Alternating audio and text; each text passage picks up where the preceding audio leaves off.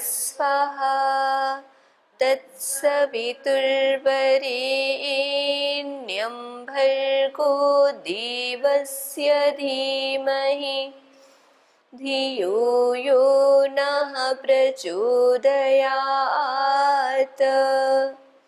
ॐ सहनाववतु सहनौ भुनक्तु सह वीर्यं करवावहै तेजस्विनावधीतमस्तु मा विद्विषावहै। ॐ शांति शांति शांति। आज के संवाद सत्र का प्रारंभ कुछ प्रश्नोत्तर के माध्यम से कर लेते हैं। हम निरंतर संवाद कर रहे हैं और चिंतन कर रहे हैं, तो उस चिंतन में कुछ कुछ प्रश्न उठ रहे हैं। उन प्रश्नों का समाधान करते हुए या उनके प्रश्नों के उत्तरों पर चिंतन करते हुए कि क्या अच्छा हो सकता है, हम आगे बढ़ेंगे। ओम, मेरा प्रश्न है, चोर जानता है कि चोरी करना गलत है और वो नहीं चाहता कि उसका बच्चा भी चोर बने, लेकिन वो फिर भी चोरी करता है, ऐसा क्यों? जैसे कि अभी अर्चना जी ने पूछा कि भाई चोर जानता है कि चोरी करना गलत बात है, फिर भी चोरी क्यों करता है? चोर ये भी नहीं चाहता कि उसका बच्चा चोर बने। ऐसे संसार में बहुत सारे उदाहरण मिलेंगे। जो शराब पीने वाले होते हैं ना, वो भी कभी नहीं चाहते कि उनके बच्चे शराब पीने वाले बने। या जो लोग ये जो ड्रग्स आदि लेते हैं बहुत खतरनाक वाले, वो लोग भी कभी ये नहीं चाहते उनका बच्चा यदि कहीं से उनको दिख जाए कि ये भी कहीं से ड्रग्स ले रहा है तो पता चले वो पिटाई कर देंगे या उसको रोकेंगे, वो कभी नहीं चाहते। तो इससे एक बात तो हमें पता चल रही है कि मतलब वो जानते हैं, सही और गलत का फर्क तो सबको लगभग पता होता ही है, फिर भी वो चोरी क्यों करता है। तो अभी अगर मैं आपसे प्रश्न करूं कि क्या आपको पता है कि सच बोलना सही है और झूठ बोलना गलत है, और अगर आप ईमानदारी से उत्तर दे सकें तो ये आपको कब से पता है सच बोलना सही है और झूठ बोलना गलत है? लगभग कब से पता है? जब आप बहुत छोटे से थे तब से पता है। तो क्या हमने कभी भी झूठ नहीं बोला? अब आप ही प्रश्न का उत्तर दें कि जब आपने फिर झूठ बोला, आपने कहा नहीं बोला है, जानते हुए भी बोला है, तो आपने क्यों बोला? माना आप चोरी नहीं करते, आप चोर नहीं हैं, आप शराब नहीं पीते, आप शराबी नहीं हैं, पर बहुत छोटी सी बात है, हमने हमारे जीवन में कभी झूठ बोला है? जब हमने झूठ बोला है तो हम जानते हैं झूठ बोलना अच्छी बात है, बुरी बात है, फिर भी हमने बोला है। उसके पीछे का रीजन क्या था? झूठ बोलने में हमें लाभ दिखा होगा। बेनिफिट बिना देखे हम किसी भी काम को करते ही नहीं है। एक भर्तृहरि जी ने ही लिखा है, प्रयोजनम अनुद्दिश्य मंदोपि न प्रवर्तते। मूर्ख से मूर्ख व्यक्ति भी लाभ देखे बिना किसी चीज में प्रवृत्त नहीं होता है। यदि किसी को हानि दिख जाए तो वो उसमें प्रवृत्त कभी भी नहीं होता है। जिसमें व्यक्ति को लाभ दिखता है ना, उसी में प्रवृत्त होता है। अब जब आपने झूठ कभी बोला होगा तो उसमें क्या रीजन रहा होगा? या तो रहा होगा कि आपने लाभ देखा, सोच समझ के बोला, पहली बात। दूसरी बात, हो सकता है आपने सोच समझ के ना बोला हो, अभ्यास के कारण बोल दिया। अभ्यास हो गया, बहुत दिनों से हम छोटी छोटी बातों पे थोड़ा बहुत झूठ बोल देते हैं, तो उसकी हमारी आदत पड़ गई, तो छोटी सी बात थी और हमने झूठ बोल दिया। तो दूसरा कारण क्या हो सकता है? अभ्यास के कारण बोला। तो ये दोनों ही कारण बन जाते हैं, या तो हम अभ्यास के कारण करते हैं और या तो हम लाभ को देख करके करते हैं। और दोनों ही चीजों को हम देखें तो हमारे जितने भी जीवन के निर्णय होते हैं, सच बोलना, झूठ बोलना, चोरी करना, ना चोरी करना, सेवा करना, परेशान करना, जितने भी दुनिया के काम हैं, वो हमारे ज्ञान पर आधारित होते हैं। और ज्ञान को भी आचरण में लाने के लिए जो आवश्यक है वो अभ्यास आवश्यक है। और शुरू शुरू में अभ्यास नहीं हो पाता। जैसे नॉलेज हो जाता है कि भाई आपको झूठ नहीं बोलना है, जब आप कभी संकल्प लें अपने जीवन के अंदर में कि भाई जीवन के किसी भी काल में आप संकल्प लें कि झूठ नहीं बोलना, एक बात, तो भी उस संकल्प के बाद भी कई बार ऐसी स्थितियां आती हैं जब हम झूठ बोल देते हैं, और वो पूर्व अभ्यास के कारण होता है। तो जैसे हमने एक गलत अभ्यास बनाया, वैसे ही हमें एक अच्छा अभ्यास बनाना पड़ता है, और वो हमारे ज्ञान पर आधारित होता है। तो सब कार्यों में जो चोर होगा ना उस समय, वो लाभ देखेगा।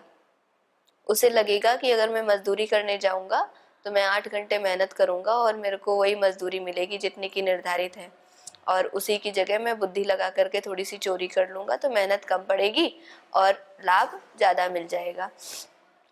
तो उसने अपना सुख देख लिया ना उसमें। तो जिस व्यक्ति का जैसा सुख का अनुभव होता है, जिसमें वो सुख देखता है, जिसमें वो लाभ देखता है, जिसमें वो अपने आप को ऐसा मानता है कि मैं बहुत सहज हूँ, ठीक है, कम प्रयास से अधिक लाभ पाना चाहते हैं, इसलिए वो ऐसा करता है। ना करे इसके लिए क्या करना होता है? कोई अगर कहता है मैं करना चाहता नहीं हूँ पर हो जाता है, मैं झूठ बोलना चाहती नहीं हूँ पर भूल जाता है। हम कई बार कहते हैं मुझे गुस्सा आ गया, ऐसा बोलते हैं ना। तो हम ये नहीं कहते कि मैंने गुस्सा किया या मैं गुस्सा करना चाहती थी। हमने क्या कहा? हमें गुस्सा आ गया, क्योंकि सामने वाले ने हमें गुस्सा दिला दिया।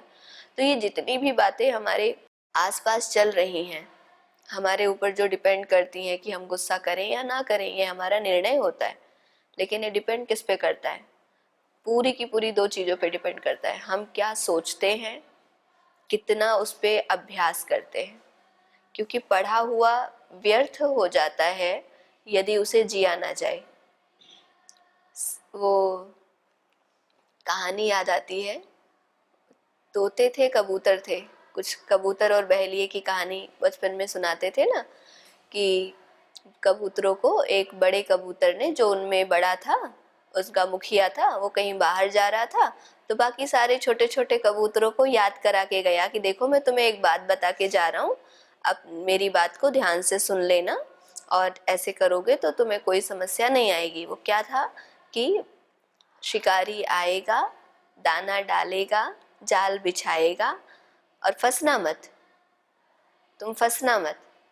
अब उन्होंने क्या किया, छोटे छोटे कबूतर थे, उन्होंने उसको याद कर लिया, देखो मंत्र दे दिया है हमारे दादाजी ने और वो बाहर जा रहे हैं तो यही करना है। फिर शिकारी पहले दिन आया और वो देख रहा है कि कबूतर पहले से ही गाना गा रहे हैं, शिकारी आएगा, दाना डालेगा, जाल बिछाएगा, पर हम नहीं फंसेंगे, हम फंसेंगे ही नहीं। शिकारी बोला अब तो बहुत समस्या हो गई, मैं कैसे चिड़िया पकड़ूंगा, कैसे क्या मेरा काम धाम चलेगा, मेरा तो काम ही यही है। और कबूतर तो बहुत समझदार हो गए हैं, इतने समझदार हो गए। फिर वो बेचारा निराश होकर के वापस चला गया। फिर आया, फिर वो यही गाना गा रहे थे, फिर शिकारी निराश होकर के चला गया। फिर आता है शिकारी और उसके मन में होता है कि चलो मैं डाल तो देता ही हूँ, देखता हूँ क्या होता है। उसने जाल डाला और दाना डाला, कबूतरों ने पेड़ के नीचे दाना देखा और आकर के बैठ गए, और बैठ गए, दाना चुग लिया, फिर आराम से गाना गा रहे हैं, शिकारी आएगा, दाना डालेगा, जाल बिछाएगा, हम नहीं फंसेंगे। तब शिकारी को समझ में आया ये खाली रट लिया है इन्होंने, ये खाली इनके दिमाग में फीड हो गया। जैसे हम मोबाइल में कोई चीज़ फीड कर देते हैं ना, ऑडियो फीड कर दें, वैसे ही इनके दिमाग में फीड हो गया, इनको समझ में नहीं आया, ना इन्होंने चिंतन किया, ना इन्होंने उसका आचरण किया। तो हमारे जीवन में भी कई बार हमें बहुत कुछ पता होता है सिर्फ उपदेश देने के लिए। उपदेश दूसरों को देना बहुत सरल है, जीवन में खुद के लाना ये बहुत कठिन चीज़ है। और कठिनता जो है वो सिर्फ अभ्यास की कमी के कारण है। एक बार कठिनाई होती है, जब बच्चे को आप शुरू में सिखाते हैं ना छोटा आ से आम बनाना, बेचारा पेंसिल नहीं पकड़ पा रहा होता है, उसकी उंगलियां भी नहीं उसके अनुसार चल पा रही होती हैं, तो उस समय कठिनाई होती है ना।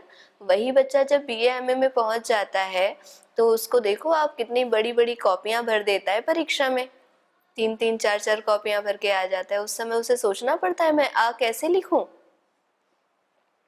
तो ये अभ्यास की बहुत बड़ी महिमा है। हम जैसा अभ्यास करेंगे, शुरू में कठिनाई होगी, लेकिन वो जो शुरू की कठिनाई है वो जीवन भर हमको सुख देने वाली होगी। वो कभी भी आगे कठिनाई नहीं होगी।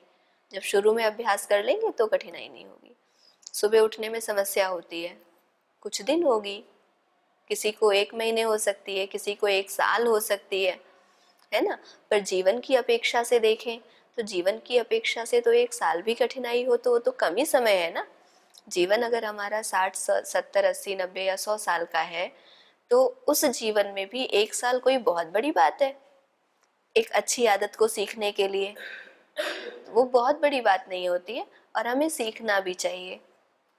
तो आपके प्रश्न का जैसा मुझे समझ में आया, तो मेरी समझ से तो यही है कि हम जानते हुए भी उस पर चिंतन मनन करके और उसे अपने कार्य में नहीं लाते, क्योंकि हमें थोड़ा थोड़ा सुख जो है ना वो ज़्यादा प्रिय लगने लग जाता है। ज़्यादा चिंतन नहीं करते, विचार नहीं करते, है ना, अपनी बुद्धि का ठीक प्रकार से प्रयोग नहीं करते, इसलिए हम गलत कार्यों को लगातार करते रहते हैं, अपनी आदतों को नहीं सुधारते। और वहीं वो जो अपने प्रिय हैं उसे चोरी नहीं कराना चाहता है, तो उसे पता तो है कि मैंने गलत कर लिया तो कर लिया, मैं तो नहीं सुधर रहा, पर मेरे बच्चे ऐसा नहीं करें। अब उसको अप्लाई करने के लिए बस एक ही काम है कि हम अपना बांध लगा दें। हम चोरी नहीं करेंगे चाहे भूखे मर जाएं। जिस दिन उसने ऐसा कर लिया उस दिन वो मेहनत कर लेगा। पहले सारे काम यहाँ से होते हैं, हम जैसा विचार करते हैं वैसे ही बन जाते हैं। तो अगर उसने विचार दृढ़ कर लिया कि चोरी नहीं करूँगा, चाहे मेहनत मुझे कितनी ही पड़े, चाहे मुझे कितनी ही ये जो असम्मान होता है ना समाज में प्रतिकार हो जाता है, चाहे कितनी ही पीड़ा झेलनी पड़े, लेकिन मैं अब चोरी नहीं करूँगा। तो इस प्रकार से जब थोड़ा दृढ़ता आ जाती है ना तो मनुष्य अपने कार्यों को ठीक प्रकार से कर लेता है। गीता में श्री कृष्ण ने बोला कर्म करो, फल की इच्छा मत करो। अगर फल ही नहीं होगा, हमें दिखेगा ही नहीं, हम कर्म किसके लिए करें और कैसे कर्म करें? भगवान श्री कृष्ण ने गीता में जो कहा है ना, कर्मण्येवाधिकारस्ते कर्मणि एव अधिकारः ते, मनुष्य तेरा अधिकार कहाँ है? कर्म पर है। ये सच है कि झूठ है? मनुष्य का अधिकार किस पे है? कर्म पे है। अच्छा, छोटी सी बात, हमने बीज बोया, ठीक है, बीज बोना और बीज में से अंकुर का निकलना, इसमें हमारे द्वारा किया जाने वाला कार्य क्या है? बोने का ही अधिकार है ना। बीज से जबरदस्ती अंकुर निकाल सकते हो? बीज से अंकुर का निकलना ये व्यवस्था बनी है ना प्रकृति की। ऐसे ही मनुष्य का जो अधिकार है, माने मनुष्य के लिए जो निर्धारित है, मनुष्य की जहाँ पे सीमाएं बंध जाती हैं या मनुष्य की जहाँ पे सामर्थ्य है, वो क्या है? कर्म कर, कर्मणि एव ते अधिकारा। तुम्हारा अधिकार सिर्फ कहाँ है? कर्म पे है। क्या चाहते हुए भी हम अपने कर्म का फल अपने आप ले सकते हैं? व्यवस्था बनी हुई है ना, उस व्यवस्था में ही चलना पड़ता है। माँ फलेषु कदाचन, क्या कहा उन्होंने? फलों की प्राप्ति में तेरा अधिकार नहीं है, वो फल तो प्रकृति में मैंने व्यवस्था बना रखी है। भगवान ने, ईश्वर ने एक व्यवस्था बना रखी है, उसके अनुसार सब अपने आप चलता रहता है। जैसे हम लोग स्मार्ट बोर्ड चलाते हैं या फिर सॉफ्टवेयर को यूज करते हैं, तो एक काम करने पर पीछे से बहुत सारे काम अपने आप चले रहते हैं ना, क्योंकि हमने उसमें कोडिंग कर दी है, सॉफ्टवेयर बना दिया है, कंप्यूटर को पहले ही समझा दिया है, ऐसा होगा तो ऐसा करना, ऐसा होगा तो से कर लेना। फिर आगे कहते हैं कर्मण्येवाधिकारस्ते मा फलेषु कदाचन मा कर्म फल हेतुर्भुः। कर्म फल का हेतु मत बन, कर्म का हेतु बन। कर्म फल को ही दिन रात सोचता रहेगा तो तू कर्म नहीं करेगा, और करेगा भी तो वो उतना उत्कृष्ट नहीं होगा। माँ कर्म फल हेतुर्भु, और माते असंगो अस्तु अकर्मणि, माते संगोस्तु, माते संगोस्तु कर त्वकर्मणि। और अकर्म में तेरा संग ना हो। कहीं ऐसा ना हो कि तू फल ही फल, फल ही फल, फल ही फल सोचता रहे और कर्म ना करे, कर्म से तेरा असंग हो जाए, कर्म से तू छूट जाए। ऐसे उदाहरण तो आप तो अध्यापिका हैं, आपने कई देखे होंगे। पूरा साल सोचते हैं मैं टॉप करूंगी, मैं टॉप करूंगी, मैं टॉप करूंगी, और सोचते रहते, खुश होते रहते और काम नहीं करते, या जितना करना होता है उतना नहीं करते। फिर उनका क्या हाल होता है, वो टॉप नहीं कर पाते। बहुत ही स्वाभाविक व्यवहारिक बात थी। आध्यात्मिक दृष्टि से यदि हम देखते हैं तो ये बिल्कुल सत्य है। बिना फल को देखे कोई व्यक्ति अपना कर्म शुरू ही नहीं करता, यहाँ तक कि साधना भी शुरू नहीं करते।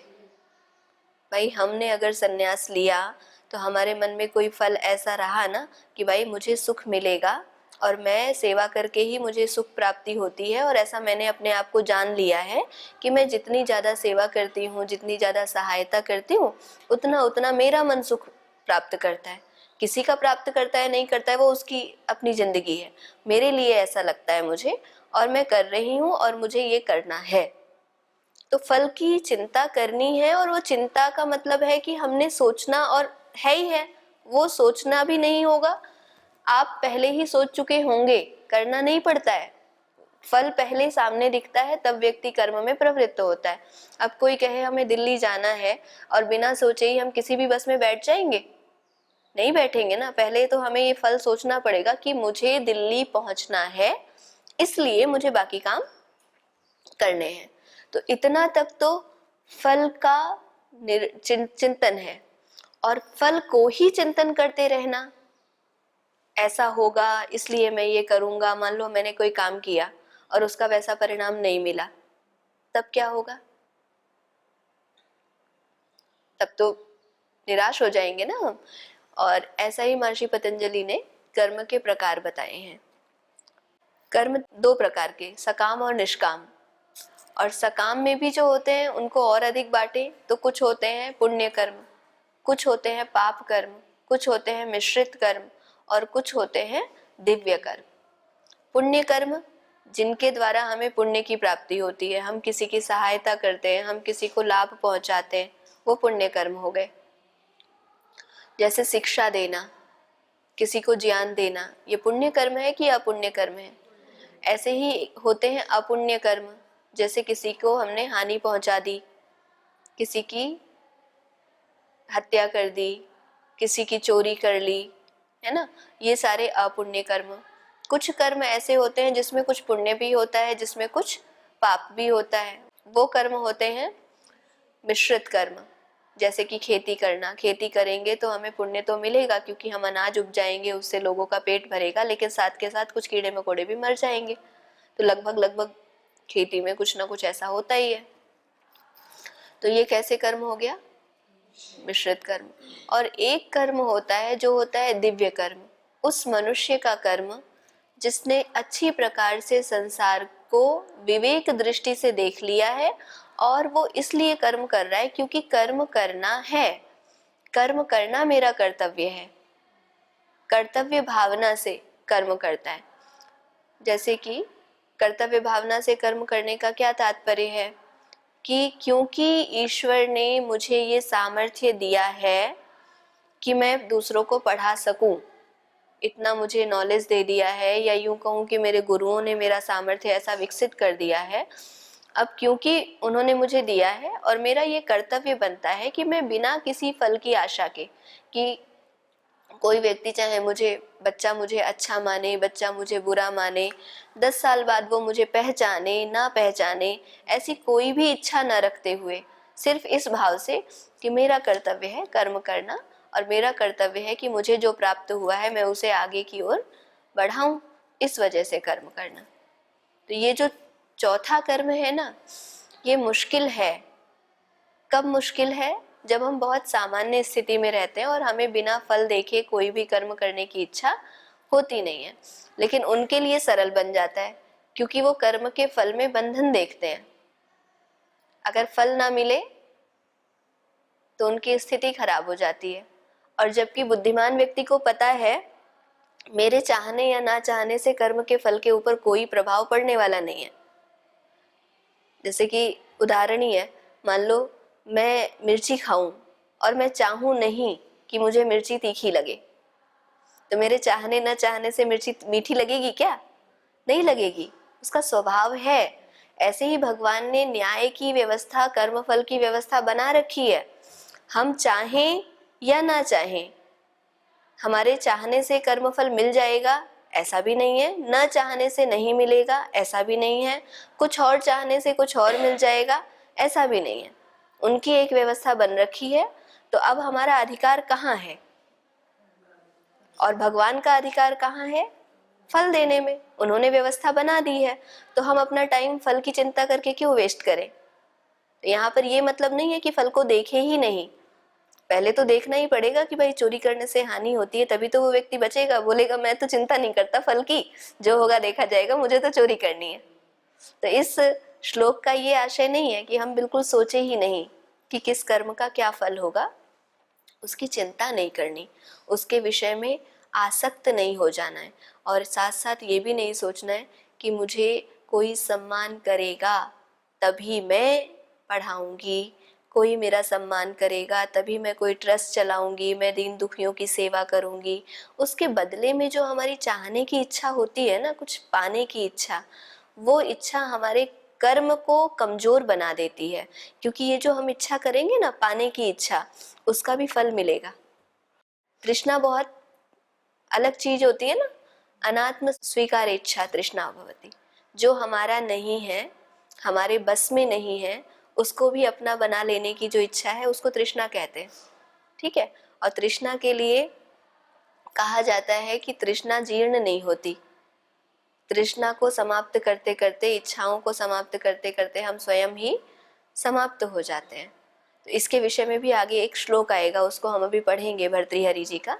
लेकिन कर्म फल के विषय में अगर हम थोड़ा गहन चिंतन करें ना, तो हमें समझ में आ जाता है कि हमारे हाथ में जो है हमें वो करना चाहिए। हम दूसरे का काम सोचते रहते हैं तो अपना काम बिगड़ जाता है।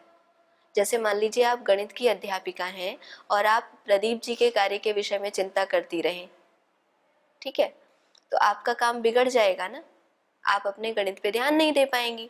ऐसे ही कर्म करना मनुष्य का धर्म है और फल देना ईश्वरीय न्याय व्यवस्था का धर्म है। यदि हम ईश्वरीय न्याय व्यवस्था को ही बस सोचते रहेंगे, ऐसा क्यों किया, ऐसा क्यों नहीं किया, ऐसा नहीं किया इसलिए मैं ये अच्छा कर्म भी नहीं करूंगी, तो वो नहीं करना चाहिए। क्योंकि हमारा अधिकार कर्म पर है, हमें हमारे कर्म पर ध्यान देना चाहिए। फल तो उस बछड़े के समान है जो गाय से बिछुड़ करके भी झुंड वाली गाय होती है ना, वहां भी बछड़ा गाय को ढूंढ लेता है। तो फल तो अपने करने वाले कर्ता को अपने आप ढूंढ ही लेता है। बच्चा अपनी माँ को पहचान जाता है। वो जो बछड़ा होता है ना, एक जैसी ही 1000 गाय हो तो भी अपनी माँ के ही पास जाकर के दूध पिएगा, ऐसा देखा गया है। ऐसे ही कर्म भी होता है। कर्म जो करता है तो उसका जो फल है वो बछड़े के जैसा है। फल अपने आप ढूंढ करके आपके पास आ जाएगा, आपको उसके विषय में चिंता करने की कोई आवश्यकता नहीं है। इसीलिए कह दिया माते संगोस्तु अकर्मणि। कहीं ऐसा ना हो कि तू कर्म फल की चिंता करते करते अकर्म में रम जाए, कर्म ही ना करे। क्योंकि कर्म अभी फल नहीं दे रहा है इसका मतलब वो फल नहीं देगा ऐसा भी नहीं है। हमने पिछले कुछ समय पहले स्वाध्याय भी किया था, उसमें आपने देखा था कि कुछ कर्म ऐसे होते हैं जिनका फल तुरंत मिलता है। भोजन किया, भूख मिट गई, तुरंत मिल गया। कुछ कर्म ऐसे होते हैं जिनका फल थोड़ी देर से मिलता है।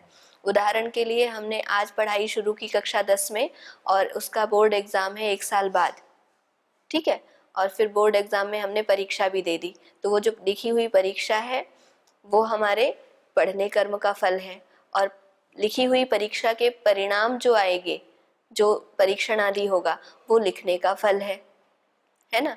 तो वो फल हमें तुरंत नहीं मिल रहा होता है, थोड़े देर में मिलता है। ऐसे ही कुछ फल ऐसे होते हैं जो जन्म जन्मांतर में भी मिलते हैं। जिनका फल तुरंत नहीं मिल सकता उनका जन्म जन्मांतरों में भी मिलता है। तो अब अगर कोई व्यक्ति सोचे कि मुझे तो फल मिला ही नहीं, और वो दीर्घकालिक फल हो, यदि थोड़े लंबे समय बाद मिलने वाला हो, तो ऐसे तो व्यक्ति कर्म करना बंद कर देगा। तभी कहा है कि आप फल की चिंता मत करो। आपको ज्यादा परेशानी हो रही तो निर्णय करो, विवेक करो, चिंतन करो, समझो, शास्त्रों को पढ़ो, संतों से मिल लो। जो लोग पहले से ही अच्छा जीवन जी रहे हैं उनसे मिल लो। शब्द प्रमाण भी बड़ी चीज होती है ना। कोई बड़ा व्यक्ति हमें कुछ कहता है कि ऐसा करने से ऐसा होगा, तो हमें मान लेते हैं ना हम उसको। कुछ लोग तो शब्द प्रमाण को भी नहीं मानते, उसकी एक अलग कहानी है। तो इसीलिए फल की चिंता में मग्न ना रह करके अपने कर्म करने के अधिकार का पूरा उपयोग करने से फल अपने आप चला आता है, ऐसा भगवान श्री कृष्ण कहते हैं, उनका यही आशय है। तो आज हम यहीं पर अपने संवाद सत्र को विराम देते हैं। आगे की चर्चा में जो भी विषय होगा उस पर चिंतन करेंगे। ओम शांति शांति शांति।